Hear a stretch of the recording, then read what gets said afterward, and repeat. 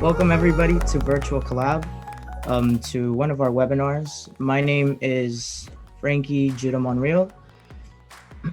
Excuse me. And yes, and I'd like to give a brief description of what exactly we are. We're an organization for academic and professional goal-based, or people who aspire to be. And we offer a few through a few things. We offer these helps. We offer this community, which is through webinars, through newsletters, which we have been doing more recently. And yes, one of them which we are in right now. Our webinar will be hosted by Josue Atilano. As we know, he also has an experienced financial planner from San Antonio. He works with various Fortune 500 companies in strategizing and analyzing financial data to become efficiently profitable. This topic will be financial literacy. And just a disclaimer, we are recording. You do not have to show your face. You do not have to show your vocals or answer anything, by no means. If you decide to, we just like to give a heads up that we are recording, just so whoever would like to see these presentations that weren't available or weren't able to tune in right now, they can. But if you would not prefer to be shown or not prefer to, have your name on board, it's fine. We can. You don't have to. At the end, I'd like to say that we're going to do a little bit of Q&A. So Josue Atilano, the spokesperson, he will allow questions to be asked, accordingly to the topic, and he will do to the best of his ability to answer. Without further ado, I'll give the place to Josue Atilano. Thanks, guys. All right, guys. Hey, how's everybody doing? Hopefully everybody's okay. We are 3 days in our second month of the new year. Gonna pay you, Judah, for the great introduction.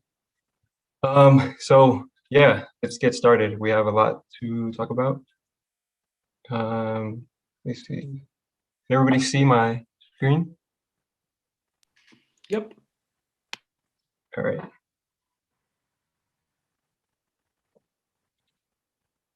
All right. So just a quick note before I start.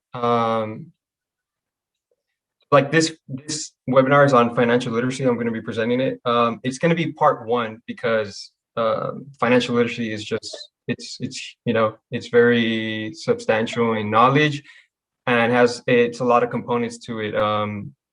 But for this one, we're going to take it step by step. And I do want to mention that it's going to be a lot of broad topics, but hopefully, like what I'm going to do is I'm going to try to take like a macro approach and then hopefully try to get into that micro, into the details. And then if there's any questions, any concerns, or anything that you would want to talk about, then just, let me know. But I do want to say, like, I'm not going to give like a financial position on a specific company or specific stock or a specific investment. It's just going to be straight knowledge and information, and hopefully we could all benefit from it. Sounds good?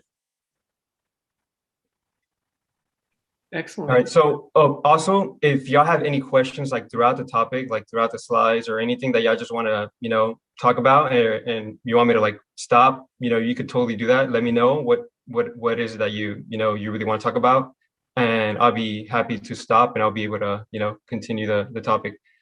So the agenda for today, guys, it's going to be financial literacy crisis. Then we're going to talk about, because there is a crisis, if you don't know, we live in the United States, one of the wealthiest countries in the world, and there's a lot of things that we don't know about finance. Then we're going to talk about like, what is it actually? What's like the meaning? And then the more part one topics is just going to consist of like personal financial management, budgeting, and an investment. Hopefully, maybe part two, part three, it would have more of like insurance planning, tax planning, and like education planning. But we'll spread it out throughout like different webinars. So let's get started. So financial literacy crisis, this is what's kind of crazy. I don't know if y'all been looking at the news or just even social media, there's just a lot of information out there. And we're using it to our advantage, but sometimes we're not really using it to our advantage. So there is this S&P Global Financial Literacy Survey that they actually go out, and it's within basically all over the world. They have around 140 countries, and there's 150,000 people that they survey, and they ask them basic measurement questions. And there are four basically topics that they ask, and it has to do with risk diversification, inflation, numeracy, and interest compounding. And they ask them, these people, different questions on those topics. And unfortunately, people have been failing it. And this is kind of like a graph of how it's not only like in major advanced economies, like, you would think in Europe, in the United States, but obviously it's in lower major emerging economies. I mean, it's pretty much a problem here in the United States. It's a problem everywhere, and not only here in the United States. And there's a low levels of financial literacy around the world. And this survey actually pointed out that the young are actually a vulnerable group and an important target for financial education programs. So it's a risk of concern, but it's also like a risk of, or opportunity, I guess, to let us know that, hey, how can we be better financially literate, right? And be able to understand these concepts. That way we could benefit, we could become wealthier, we could become happier, all these good things. So this right here shows, like, it depicts like a graph on basically, I mean, we obviously know, right? Like the higher, the richer you are, the better suited you are to be financially literate. But there is still, it's crazy here on this graph, because you would think, right, like people that are rich are, would be financially literate. I mean, but people who are even rich are not even, like understanding the concepts of financial literacy. So it's a very, danger idea that people are going through, because without these decisions, I mean, without these understanding the financial terms, then people are making, wrong decisions that would not only have repercussions their own lives, but obviously their children and, past generations. And so this is kind of like an infographic, just because I like to, like, kind of point out, like just charts and graphs to like depict kind of like what we're going through, right? And obviously this is like very concerning. It's like, as a matter of fact, it's actually kind of scary to look at all these things and to know that, the US has the largest economy. It's with 20 trillion in nominal GDP, and it's one of the most powerful countries. But yet, like, do we know that we actually ranked 14th in financial literacy in the entire world, which is crazy, right? Because how is it possible that we're this rich and this strong and this, economically wealthy, but we can't really, understand these financial concepts? So because of that, I mean, this is what exactly happens. I mean, some of the things that I want to look at is like, nearly 6 in 10 people find it difficult to minimize their debt.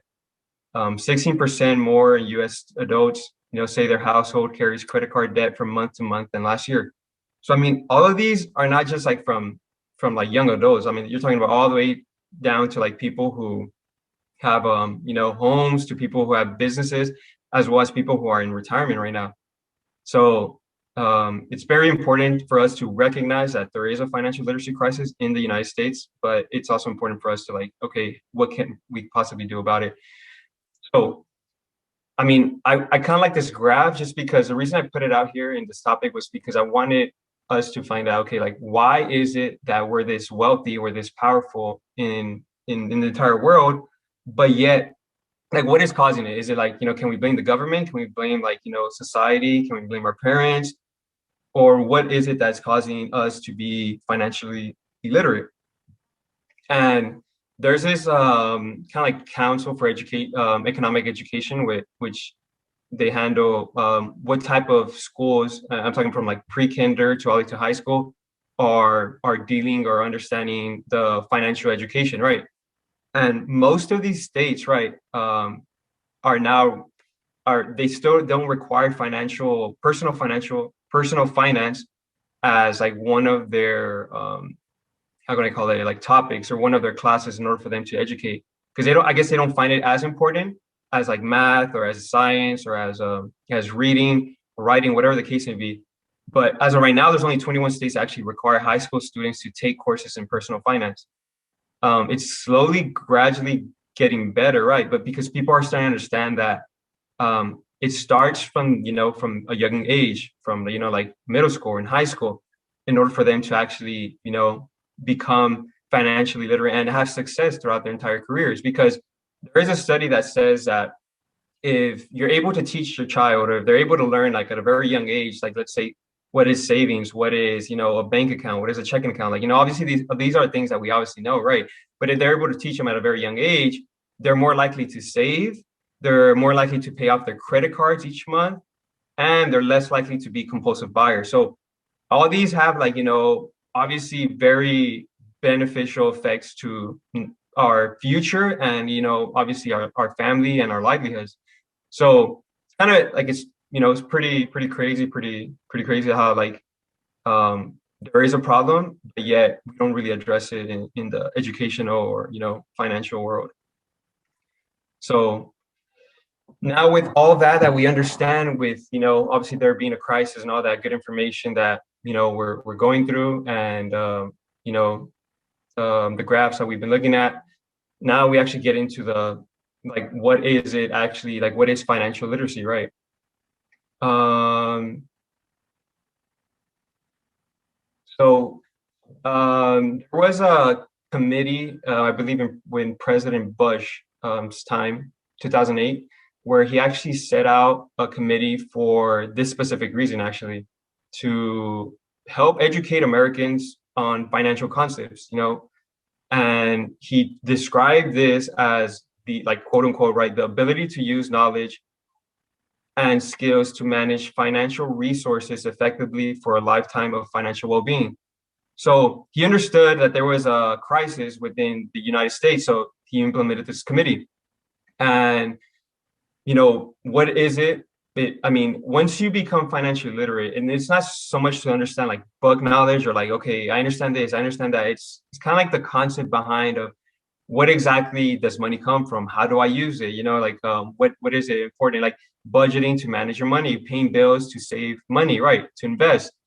And so then you ask yourself, okay, then why is it important? It's important because it equips us with the knowledge and skills we need to manage money effectively. Because obviously without it, we would be making really wrong financial decisions, right? As we've been mentioning, because then, we obviously affect us, but also we affect our future generations. There was a book, it's like really, pretty good article that I was reading the other day, that basically if you're born in poverty, um, it takes you, they say it takes around like the third to the fourth generation for you to actually like kind of like get out of poverty. So now imagine, like, if you're out of poverty, like, you're actually helping your future generations. But I mean, obviously we're all like, we're all raised from very humble backgrounds, but nonetheless, right, like this is important. And it's not to say I have to be rich in order for me to get out of poverty. It's simply for us to understand, okay, how can I manage my money effectively for me to have a good financial career, right? Or a good financial life. And then for me to be actually happy, right? Because obviously money lets us buy things, lets us go to places, lets us have more opportunity, right? So that's what financial literacy is. So obviously, like, most of our audiences are like pretty young, right? Like, I mean, most, like, I guess all y'all are pretty, like, like between the ages of 18 to, like, I guess 25, 30, 35 years old. So I guess we're considering that millennial generation. But what's crazy is that most of millennials, like, they actually rated themselves, right, as having like very high understanding or knowledge of financial like concepts. But when they actually created, or they actually, like, did like these tests, or they tested them on their basic knowledge, only about like 24% were they able to actually pass the test or the questions that they ask. So like us as millennials, we might think like, okay, I understand this. I know that I need to do this. I know that. But in reality, like we're a little bit far from it. And it tells us like by what we're seeing here in the infograph, 69% of us, right, of people who are graduating, we're graduating with $30,000 in debt. Only 8% of millennials have high understanding of basic financial concepts. And one of the main things that I found like pretty like, like thing, like it's, this is a big deal, was that millennials, like basically our generation, we have like the lowest average credit score of all generations with a credit score of 625.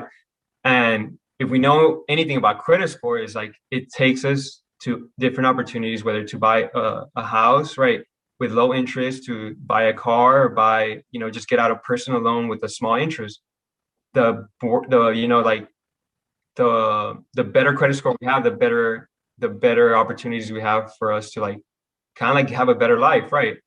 So I don't necessarily think we can't blame it on like, our parents, or we can't blame it on like, just basically us trying to get out of poverty. Because if that was a case, credit card debt wouldn't be as high as like obviously it's the highest right now, right, for millennial debt. And that has to do with like mismanaging our money and paying high interest in credit card. Like the worst thing you would want to do is have credit card debt, because credit card debt has the highest interest rate for any type of debt that you have. Not as much as student loans, not as much as home loans, not as much as auto loans or personal loans. So yeah, I mean, that's a good graph to depict our situation in our generation. So now let's kind of get into the micro aspect of it. This is obviously the part one is just going to consist of these three things: personal financial management, budgeting, and investment. And we'll talk about in a different part. We'll talk about more about a different, in a different webinar. We'll talk about more about like other types of planning. But personal financial management, it's pretty important. It's pretty important. There's three principles that are effective in order for us to be, I guess, financial literate. And you see it there at the slide, is prioritization, assessment, and restraint. So what prioritization means, it's basically you prioritizing where your money is coming from. Like you understand where the money is coming from and where you're actually putting the money. Assessment is more like where exactly basically the skills that keeps professionals from spending themselves too thin. Like, okay, I understand I want to open up a business. I understand I want to buy this car, but you're assessing all your opportunities and figuring out, okay, is this really my best move? Is this really going to be good for me? Is this really going to have like a good return of investment with me? And then obviously is the last one is restraint, which is I think really important in our generation. And restraint is to kind of like restrain ourselves from having like kind of like a life that we really can't finance, right? And that means like we're stuck in debt and we're continuously buying things that we really can't afford, right? Just to be in this, I guess, like in this generation, right? So we're able to restrain ourselves from kind of like those ideas, like wants, I guess. Then we'll be able to financially manage our money better. So at the bottom, I put like a couple of things that you could do, right? And one of them is to calculate your income, set and stick to a budget, account for money where it goes, prioritizing savings, understanding your credit card, protecting your identity. That's one of the important things as well, because obviously there's people who are just trying to steal our identity. Learn about your credit score is important as well. And the last one you really can't see because of the virtual collab, but it basically says your retirement savings. And if we're able to like understand these concepts, I feel like we're going to be able to like attack our personal finance. I feel like I'm talking too fast. Does anybody have like questions so far, or like are we understanding? Are we good with personal financial management? We're good. We're good. Okay. So far, so good, bro. Sounds good. Okay. So the next one is budget. This is budget is kind of like one of the things that like I feel like people do not like to hear about just because I don't think a lot of us like worry about, okay, I can't spend this because there's a budget. I feel like we spend things freely because we want to feel like we're financially independent, right? Even though maybe that maybe not be the case, right? Not only that, but you just don't want to be restrained from basically your hard-earned money. You want to feel like you want to buy, and obviously, all of us are guilty of like treating ourselves right. Like we work so hard for our money, we want to go buy, the brand new clothes. We want to go buy a brand new car, brand new iPhone, whatever the case may be, right? But this is really, really important in the sense that if we're able to create a budget, um, and we're able to stick to that budget, most importantly, then we're able to have money where we want them to go, and we'll be able to want basically have the things that we want, right? So one of the things that millennials like, time after time I mean, obviously I'm speaking for myself as well. We tend to have setbacks is the fact that we want like instant gratification, like basically whatever we want, the money that we're spending, right? We want basically to have the best nice cars now, or want to have the best house now, we want to have the best clothes now, or the best new iPhone now, which is all great, right? But after that month passes by, like it depreciates, right? Like it's not worth as much as you just got it for. And that's kind of like the main important aspect I feel like that's hurting us as our generation, even in our community, right? Like, I mean, I'm pretty sure all of us in our community, we find people that are just, they're spending lots of money on things that are probably not going to last, right? But if we're able to stick to a budget, we're able to put in money into investment account or savings account, then we're able to like basically whatever that we bought, like let's say we buy a home, right, which is a good real estate for investment. 10 years or 20 years from now, it's going to have a great return on investment. It's not going to cost the same more. It's going to actually cost more. Then we'll be able to sell it and have more money, right? Instead of like buying the new iPhone, which is going to depreciate, and I'm not going to be able to sell it because it's not going to be worth even as much as it is now, right? So all of these things are important for us to like kind of like understand, gather the concepts. But so like to create a budget, it's important, right? But the first thing you need to do, which is I know it's going to be very difficult for I guess like a lot of us, a lot of y'all, and is to basically gather all your financial paperwork. Like basically get anything from like your bank statements, even your paycheck stubs, your like bills that you receive, anything, right? And start going over them and start like jotting down in a either an Excel sheet, right? Or you could have like, go old school, just basically have a piece of paper, kind of like accounting style, right? You have your debits, you have your credits, your plus and your minuses, and your income, whatever you receive from your job, and then obviously whatever the outflows, basically all these expenses like your bills, your rent, your car payments, you see you put it on the left side or the right side. And at the end, you just total them up, and then that's what your net income is at the end. But so that's basically your gather. You first obviously go back and gather your financial paperwork, gather everything that you have, and I mean, honestly, like at the beginning, it's going to be very hard because it's going to take a while. It's going to take time. And which reminds me of like, because obviously y'all have been like here with us and y'all have been joining us in this webinar. I'm actually going to pass out a free Excel template, like kind of like a budget expense template for all those that joined us. Just free, and that way I could put basically your own information or put in your own income, your own expenses, and you could like manage it however you want.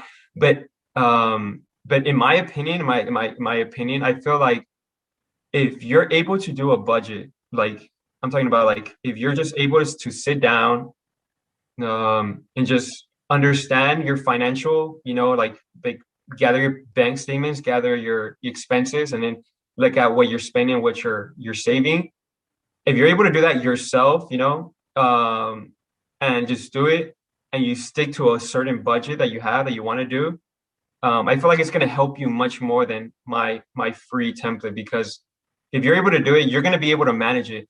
I know probably most of y'all are probably gonna say, well, I have my things like on, Nerd Wallet or on, what's the other one? Intuit, I think, on Credit Karma, Credit Sesame. So all these like nice things, right? And all you have to do is just put in your financial information and it spits out like your debits, your credits, and like what your saving is or what your monthly expenses are, right? That's true. It's very efficient, but always remember that everybody has an agenda, right? And so these people you're putting your information in, to get, I guess like, your credit score or whatever, they're also selling, some of them might be selling things to advertisers, right? And then at the end of the day, you'll be like, okay, I just want to know your budget, or you just want to know what your monthly expenses are. But then you get like a letter saying, you've been awarded, or you've been, there's a loan that you qualify for, you pre-qualify for. And so like, you don't want none of that, like, I guess you call it garbage, because obviously it's just people that understand that you have enough money to take out a loan, and they want to like get your money, and you basically stuck in this loan and then pay off interest and just get in debt. You want to do it your own way. You want to basically sit down. It's going to take a while at the beginning, but you want to sit down and you want to analyze your situation. And once you're able to do that, I feel like you're going to be able to understand more, better, that okay, my money is going this way and I'm expensing that way. You know what? I did want to go out, or I did want to buy this, but you know what? I'm going to stick to my budget, because at the end of the day, I want to buy a new house, right? Or I want to pay for my education. I want to, get married, whatever the case may be, right? But you're able to do that with the budget. So calculate your income, create a list of monthly expenses, determine your fixed and variable expenses. So this is kind of like important to determine the fixed and variable expenses. The reason it's important because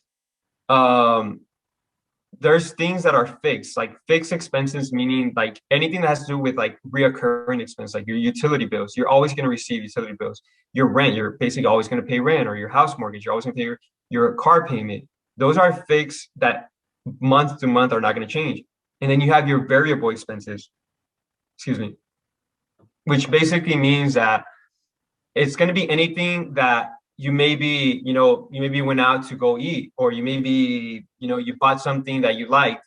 So your fixed expenses are always going to be your fixed, but the things that you can actually be more efficient on is the variable expenses. That's where you kind of find out, man, I'm spending way too much money on here. I'm spending way too much money on there. If I just cut this, then I'm able to have more money for me to either pay down any type of debt that I have, or just put it into a savings account or into an investment account, right?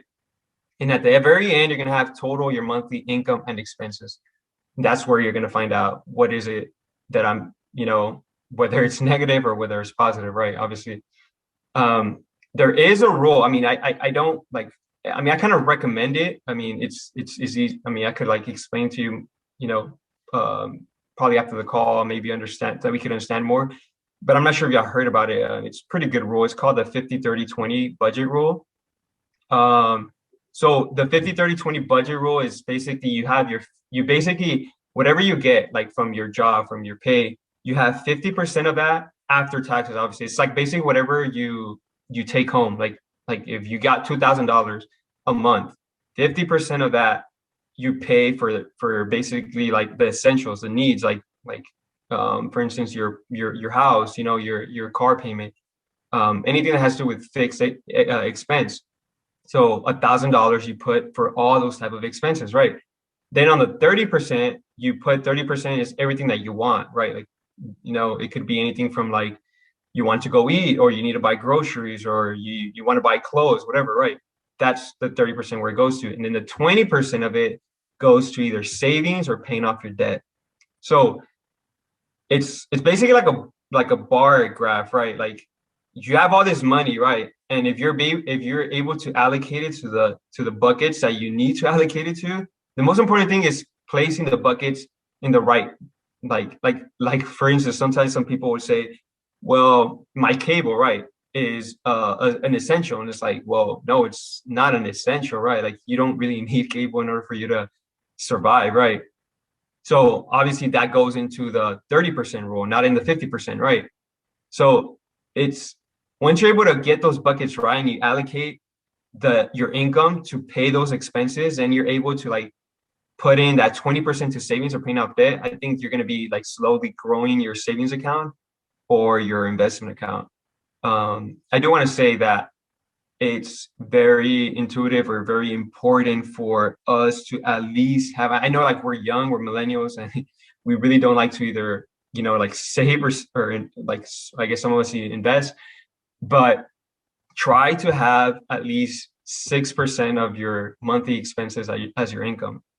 And what I mean by monthly expenses, I mean like anything that has to do, like anything that you need to pay month by month. Like, so if let's say every month I have to pay my mortgage, my car payment, my utilities, everything that has to do with that, it comes out to be, let's say like $2,000, right, a month. So I need to have 2 times 6 is 12,000. So I at least, is that 12,000? Yeah. So 12,000. So I at least need to have $12,000 in my savings account. So why do you need to have $12,000 in your savings account? Because it basically means that if you're out of a job, like even, or like if COVID happened right now, right? Or just any type of just unfortunate situation that you have, you're able to kind of like eat it up because you have a good cushion, which is the $12,000 in your savings account to continue paying off whatever you need to pay off for a good 6 months. But obviously you're going to be, you're not going to be out of, I mean, hopefully, right? You're not going to be out of a job for 6 months, or you're not going to be in an unfortunate situation for like that long, but you at least have that support where you're able to get back on your feet and, obviously go back into earning money and putting money aside, right? So that's really important, actually. So the last one, I believe this is the last one. Yeah, the not last slide, but the last kind of concept is investments. I mean, I feel like a lot of us want to learn about investments, especially like what's happening right now. I mean, I'm not sure if y'all know about it in the financial markets with either GameStop or AMC, all these type of like stocks that are going up or going down, and young people investing and putting their money aside, or many people losing or winning, whatever the case is. So obviously we want to be in the winning side, but know that whatever investment you take, it's a risk. It's just a matter of how you measure your risk. And we always used to say the root of all evil is obviously, or the mother of all evil is speculation, right? And in investment accounts, you always speculate whether the market's going to go up, or you're going to get a return, or you're going to get money, or you might lose basically all of your money as well, right? So you obviously want to know what the risk is, and are you able to handle it, right? So let me see. So first off is, I mean, it doesn't go like priorities, like which one's the most important. It's just, these are basically the investments that people do in order for them to either get money in the future, right? So annuities are kind of like what people use. So basically think of it like a fixed sum of money paid to someone each year, typically for the rest of their lives. Think of annuities. I'm not sure if y'all have ever gone to a bank. I mean, I'm pretty sure y'all have. Y'all gone to the bank like through the drive-through. There's like this like tube, right? Like little spot tube, and whatever you need, right? Whether it's to withdraw or to deposit money, right? You put in this tube and then you send it off, and then the bank teller gets it and receives it, and then basically handles your transaction, right? So think of annuities as this, like, or even stocks too. Think of stocks like this, if you kind of like don't understand it. If I put in $10,000 into this tube, right now, currently right now, I send it off, and basically in 20 years, right, the tube is gonna come back to me, and I'm not gonna have $10,000 anymore. I'm gonna have now potentially $50,000 or $70,000. But it's literally the amount of time that you put it, and you hold it in there, that you actually got a higher return on. Hopefully that makes sense. But mutual funds are investment strategies that allow you to put your money together with other investments to purchase a collection of stocks, bonds, or other securities that might be difficult to recreate on your own. Think of mutual funds like all types of stocks, like everything into a bucket, and there's somebody managing that bucket, whether hey, we want to put more Amazon stock, or hey, we want to put more Facebook stock, or hey, we want to put, and there's a person managing that. Stocks are, I mean, I feel like everybody knows what stocks are, right? Basically, you like, if there's a publicly traded company, like let's say, what could be a good one, like Tesla. I could go out and purchase a stock at Tesla, and that now means that I have now ownership in that company. Like I now own one share of Tesla. So I'm an owner of it. That's what a publicly traded stock means. Um, Depending on where you're at, okay, if it's this is a good stock, I want to buy it and you want to keep it. And then after you keep it, it starts growing, growing, growing. You notice that it's high. That's when you want to sell it and you not get what you put in, but you get more than what you put in, right? Bonds, excuse me. Bonds are they're basically the way I would describe it is IOUs, right? They represent a loan from the buyer to you, to the issuer of the bond. So somebody owes you money, right? Like, but they're the most conservative. Like, if you don't like investment at all, because you might lose so much money, people would say, okay, just go to bonds. You're gonna get your money back, and you're gonna get a small interest rate, like basically a return, a small return. And then there's ETFs. The ETFs are it stands for Exchange Traded Fund, and it's a basket of securities that trade on an exchange, just like a stock. In my opinion, out of all of these, I mean, I'm not here to tell you, hey, put in all your money here or put in all your money there. But ETFs are basically one of the things that you don't have to worry about, like risk diversification, meaning that if I buy one stock at, let's say, like Tesla, right? I put in, I think right now the stock, I mean, I think it's like at 800, I think $800. So let's say I buy a stock at like Google or Alphabet, right? It's right now, I think it's like 2000. One stock is like about $2,000. If I buy one stock at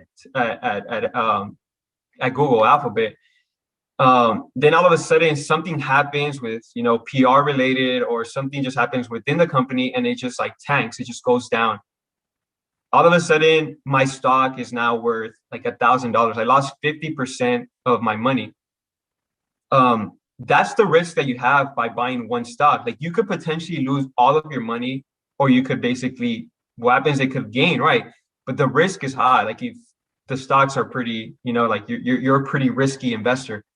But let's say, if, like, I guess you're an old person, or you're a person that really doesn't like to lose money in stocks or like have risk, then you want to go to a bonds. They're very conservative. You're basically, the likelihood of you like not losing money in bonds is very high. You're going to get your money back, and you get a small percentage of your return.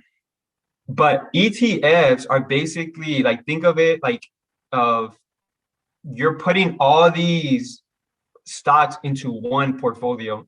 So let's say if Tesla's stock goes down, but then Amazon stocks goes up, but then Google stock goes up, like, the overall performance of the portfolio is going to go up, right? Because most of the stocks of the companies that you have in that vehicle, it went up, right? So it's more for diversification, right? You're not going to just be stuck with one stock just going down and all of a sudden you lose everything. It's basically going to have a bunch of stocks in it, and it's going to take a very, like, something very hard for it to, like, basically knock all of it down. But they're more, in my opinion, I always recommend, like, ETFs. Like, people's like, hey, what should I invest in? Just put your money into an ETF and basically let it ride the market. And most likely you're going to get a seven. I mean, it's not a guarantee, right? But it's throughout the history, throughout the track record of the market, you're mostly going to get like a 7 to 10% return. So it's pretty good. So here it's like it's a small graph, right? So kind of want y'all to understand, like, the concept of investing, but it isn't so much like investing like a lot of portions of money. Like, this all deals with investing at a very young age, right? And you can invest now, but as long as you keep it in there, like, I'm all about like systematic investment, like, meaning that you invest money and you put into this account or to this vehicle, investment vehicle, and you leave it there for 10, 20, 30 years. And then by the time, either you retire or whatever the case may be, it's going to be worth so much more than what it is. But the rule of here is compounding interest, meaning like you leave it there at a very young age, and then you send it off, right? So can everybody, people, y'all are still there, right? Y'all good? We're good. Okay, cool. Do you have any questions, by the way? Any questions? I know this is like, no? So out of curiosity, Yeah, go ahead. are index funds ETFs or mutual funds? Index funds are like more like ETFs. Yeah, ETF? it's a good, Okay. yeah, they're more ETFs. Okay. Good one. Yeah. Appreciate it. Okay. Yeah. So if I invest, like, let's say I'm 20 years right now, right? Or like whatever age you are right now, if I put in 10,000, I mean, obviously not everybody has like $10,000, but anything, right? If I put in whatever money, like if I, like, this is a good example. If I put in 10,000 when I'm 20 years old, by the time 45 years pass by, I'm 65 years old, about to retire, my $10,000 is now going to be almost $90,000. Like that's crazy. That's amount, like that's called compounding interest. So that's just an example on $10,000. Now that's like not even putting anything else in it, like basically if you're 25 years old or you're 30 years old and you put in $10,000 or you put in $1,000, but each year or each month you put in more and more and more and more, you're gonna have a huge amount, right? By the time you retire, you're gonna have a huge, they call it a nest egg, right? Where you're gonna be able to retire with good amount of money. But yeah, this is a good graph. I think I have another one. Yeah. So understanding the power of compounding interest. So we kind of like we understand, right? Like the power of compounding interest. Like this is like extremely important because this it's important for us to understand because it's all about timing. It's not even about the money. Like here you see, if I have 1 penny and I double it every single day for 31 days, by the time I'm gonna receive $5 million, like that's how much it would grow. Like that's compounding interest. Like it's basically I put in $1,000 into the market and I continue, growing. But whenever you put it into an investment account, you have a return, and that is growing off the return. So let's say my account grew 5%, so now I have $1,000 and $1,050. Now it's going to keep growing off the 50% $50 that I just got. So it just continues to grow and grow and grow off the return that I get, not only off of what I put in initially, but off of the return that I'm receiving. Hopefully I'm able to make myself clear because I think like this is very important. Like it's not really about the amount of money that you put in, but it's the amount of time that you leave it in there for it to grow to a very huge amount by the time you retire, right? So this is a fantastic slide. I really love it. Before you move on, can I share with you a question that was asked in the chat? Yeah, go ahead. So the first one is, if your stock goes down, can you wait it out until it increases? If your stock goes down, can you wait it out until it increases? The thing is, you can, but it just depends on like where you're putting your money into, like if like we mentioned, if we put it into an index fund or into an ETFs, it's the weighted return of all those, investments in that vehicle, right? So if, for instance, if you have one stock, right, that let's say you have one stock in Tesla stock goes down, then all of a sudden you're like, okay, I want to combat like that to go down. So now I'm going to buy, let's say I'm going to buy gold now, right? Because obviously when you're talking about stocks, if the stocks go down, usually gold is going to go up. So then I'm going to buy more stocks on gold, or not stocks, buy more gold, right? Once you have your entire portfolio, you're going to be like, okay, I lost here, but then my gold went up, and now it's like a weighted average of like 5% or 6% growing, right? So that's deep. Does that make sense? Yeah. So basically, it sounds like it depends on what you invested in, and there's no guarantee that it's gonna go up, right? Yeah, exactly. But like what people like mutual funds or managers, what they like to do is, if like let's say you like, hey, I want to invest like $100,000 into the market, right? They're not going to put $100,000 into one stock. They're going to put it in basically in all over the place. That's what they call like diversification. Once they do that, there's going to be a lot of like ups and downs from different types of stocks that you have in that portfolio. But overall, I guess you call it the weighted average of that return is going to be pretty standard, pretty good, Mhm, mhm. So I think that the main thing here, I could like talk about it is to basically invest, right? Like people say, okay, what do I invest in? Like you don't necessarily need to invest like in one specific company. Like I mentioned, like if you just put in anything on these ETFs, right, or mutual funds, you're not investing in one company or one stock. You're investing basically in a cumulative of like companies that are public that most likely in a span of like 5 to 10 years, even 20 years, it's gonna go up, right? That's I feel like that's the concept that I'm trying to like get out there, I guess, if that makes sense.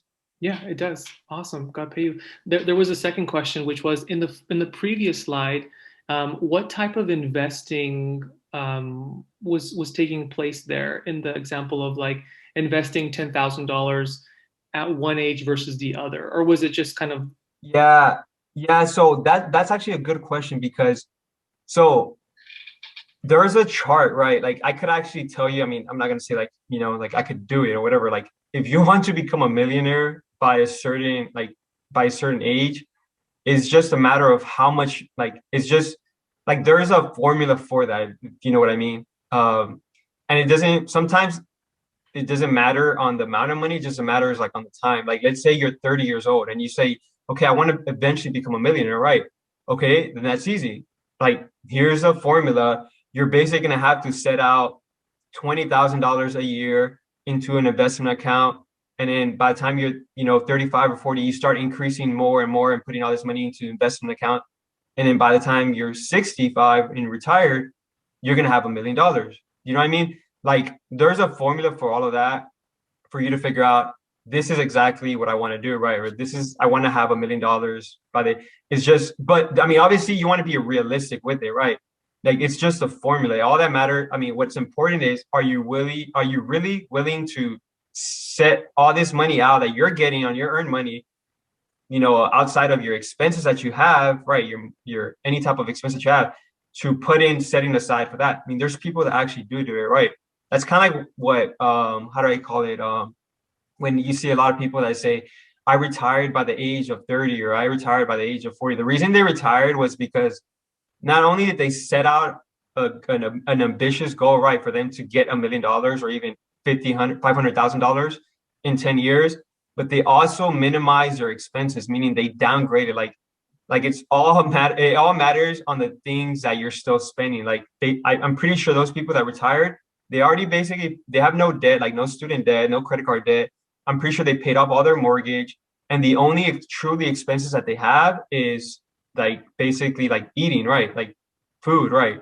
Those type of expenses. So if they downgrade it and they're not buying more things, right? Obviously, they're going to be financially independent. They're going to be able to retire if they have like a nest egg of like $500,000. Does that make sense? But what I feel like let me see like some of these. What's crazy is it's like we could say I want this amount of money by this amount of age. I mean that's basically my thing here in this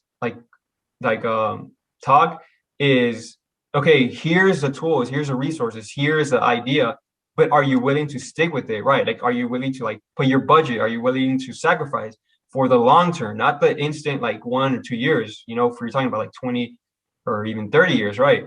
But unfortunately, I mean, I was looking at, just to give you just some stats, right? The median basically the average, right? Retirement savings for Americans age 55 through 64 is a merely $100,000. Like that is crazy. That is crazy. That means that if they don't work or if they don't have anything, that just means that they're able to only spend $310 monthly in retirement. I'm not talking about like, usually when you retire, you obviously want to go traveling or you want to buy whatever, right? You want to spend. They're only going to be able to spend $310 for their life, because that's all they have for retirement. So that's kind of like the idea that I want to say that I'm trying to like explain that if you retire, it's actually a good segue for the next slide. Investment accounts. So we just spoke on investment accounts, like individually, annuities, stocks. But these are now investment vehicles, meaning think of these like as like a checking account that you're putting money in there. these are vehicles that you buy you buy stocks from, and most of these are all retirement accounts. Like this is like truly very important because I feel like all of us have we all work. I feel like we all work in a job, right? Well, I'll just talk like basically from traditional IRAs. Like traditional IRAs are just the type of retirement account that they're pre-tax, meaning that you're not paying taxes to put money in there, and they're growing, growing, growing. But by the time you do retire, you want to get money out, then that's when you're gonna charge you the tax, depending on what tax rate you have, right? And the most you can contribute is $6,000. Then you have your Roth IRAs. I think Roth IRAs are pretty popular because a lot of people want to say, okay, I'm basically going to pay taxes right now, but I'm going to put it into this investment account, but it's going to grow. Like, think of it like a snowball, right? It's going to continue to grow. And by the time I'm retired, it's going to grow so big, I'm not going to pay any taxes on it because I already paid taxes up front. So now I'm just receiving my money that is pure, like I don't have to pay any taxes at all. But the most important one is the 401ks. I'm pretty sure everybody that works currently right now has a 401k plan. Like every employer has it. It's basically a profit, like it's a benefit that the company that you work for has for you, and you could invest money in it. So people, you say, okay, well, how much money can I put out to a 401k? Like people sometimes are thinking like, no, I don't want to put money. I don't want nobody to take money out from me. I don't want to put nothing in my 401k. I just want to have it for me. I mean, it's okay. You obviously like that's what you want, but in the long run, you're literally like losing money out. Like you're leaving money on the table because if your company, which most companies are, they do this. If your company is matching up to 5 or 4 to 6% of whatever you put in from your 401k, like let's say I have $1,000, and this is before taxes, so my money hasn't even been taxed. 4%, right? Like I put in $40, right, into this 401k account. My company is going to put another 40%. It's going to put half of it. Usually it's half of it all the way to 4%. It's going to put in like another $20. So basically my company is helping me grow this retirement account. That's like very important because like if you don't put money into your 401k, your company's not going to put money into that 401k account. So you're basically leaving like lots of money on the table. So I think I have another. So this basically is a good graph to depict what 401ks actually do. So with the 401k plus the match from year 1 to year 2, look how much is grown. It basically grew $20,000 more than if I were just to put money into an IRA. And that's because the company's putting and helping me match it, right? So if you have a 401k, please just put as much as whatever they're matching, at least, right? That's just try to do that. And I'm pretty sure you'll be able to grow your investment account.